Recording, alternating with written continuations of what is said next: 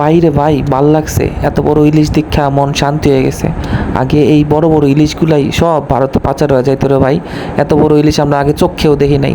আগে যে ইলিশ খাইছি সব ভাই গুড়া, বাচ্চা গুড়া খাইছি ভাই। আর এখন এই বড় বড় ইলিশ দেখা মনে যে কি আনন্দ লাগতেছে রে ভাই। আহ, শান্তি করে এখন ইলিশটা খামো ভাই। এই যে এত বড় বড় ইলিশের পাশে দেখেন আমরা যে আগে ছোটো মাছগুলো খাইছি, সেই ছোটো মাছের কিছু নমুনা আপনার করে দেখাই।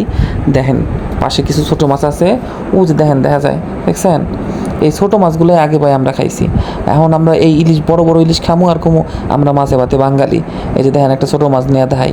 এই যে এই ছোটো মাছটা দেখতেছেন, এই ছোটো মাছটার ওজন হইব মনে করেন 600-700 গ্রাম।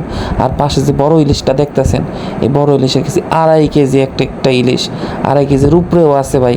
আরে ভাই এত বড় বড় ইলিশ দেখা কার না মনে শান্তি লাগবে ভাই কন? আগে এই মাছগুলো আগে সব ভারতের সরকার নিয়ে যাইতো ভাই। আল্লাহর কাছে এই জন্য লাখো কোটি শুক্রিয়া ভাই, আলহামদুলিল্লাহ।